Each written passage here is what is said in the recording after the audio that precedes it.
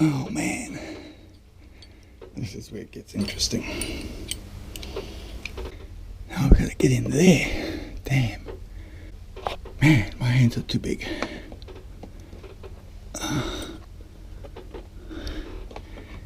Problem is you can't get in from the top. This little white strip is in the way. So you'll notice I've cut away this tab. Now I can get my hands into both. Alright. Okay, so that's a bit better. Now we can get our hand in there. Two hands might be asking a bit much. And give it a good crank. At the end of this cog, over there, is a bolt with a hexagonal insert head. And then in two positions, I think it's about 90 degrees apart, are two set screws that go into this cog here to hold it into place. Other thing to check is this bolt here. You need two number 17s, one for the head, one for the bolt. Check that there's fair tension on there. I mark the positions just to give me reference points, so that if you do have to work on this thing at sea. Alright, here we go. Upper cog. Tension on the chain. It's really good. Lots of grease. I don't know what that paper is. Take it off. There's the circlip that stops it falling off the shaft. On the back side of this are two set screws 180 degrees apart. We'll go and check the tension on that. Steering cables have got nice tension on it. Oh, that shouldn't be happening. Let's go find out what's wrong with that. Alright, there's the set screw. It's tight. Alright, so what I've done is I've tied the chain in place so it doesn't disappear. I don't want to drop this circlip if I can help it. There we go. And she's off. Alright, let's see if this slides off. There we go. She's good. Chain's looking nice. Backing plates are all good. Nice and up tight. Everything else in here looks good. Let's see what's wrong with this cog.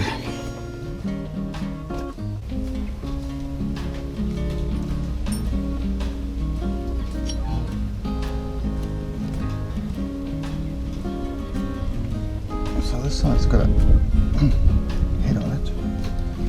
Rotates quarter turn.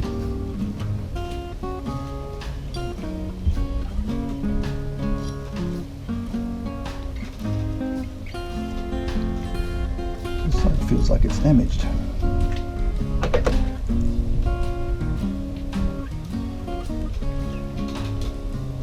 One of the things that often gets forgotten is quadrant on our marks on both sides. Just check tension. Okay, that looks good. Oh, I can move the rest of it. Oh, there we go. Tension back up again. It's looking good. The sensor is good.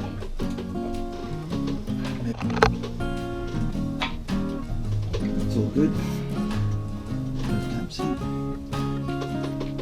There's a little bit of dust in here. We'll just have to keep an eye on that.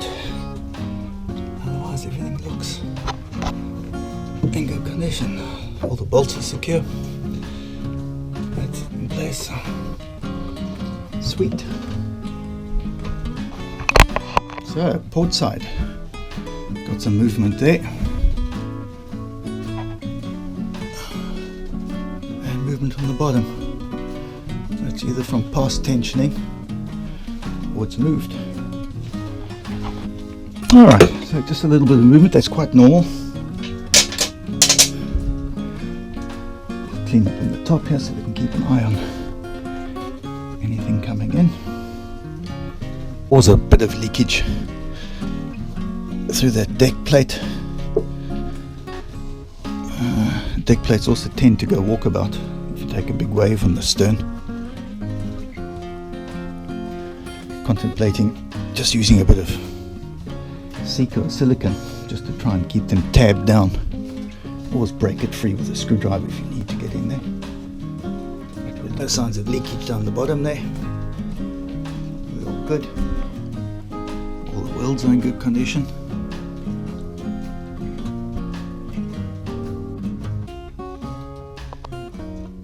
All's in good condition. That's a big ass hood. That's locked in. That's all tight. Split rings in good condition. Tension on the cable's okay. Don't want them too tight, otherwise it builds up resistance and the autopilot takes strain. Split ring's good. I've put spanners on there. Alright, tape's still in place. No exposed wires. All nice and clean. And it rotates. So here we are. Starboard aft cabin. Got the panel removed. There's your greasing nipples. The hanging locker to get to those turn blocks. So you've got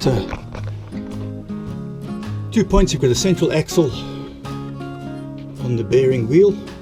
At the bottom you've got that bolt that goes through to provide the pivot points at the cable's line.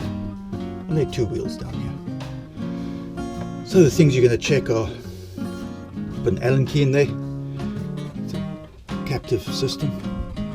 Check the tension, everything's all good. This bit of dust is wood dust from the building process, not too concerned about it. I'll get checking them for now, because I can't do this with a camera in my hand. You've got 1, 2, and on the back side, another 2 screws in there. It feels like there's 2 in the center here. So I'm just going to stick my hand underneath, check its finger. It's all tight. Doing the back ones. Alright, got a bit of rotation on the far aft. So I'll put some spanners on there and just take up the tension. Steering's in good condition. A couple of bolts I've had to tighten. Nothing serious, it's pretty normal. Only issue I've got to deal with is the set screws on the upper cog for the autopilot. But we'll get a machine shop to sort that out.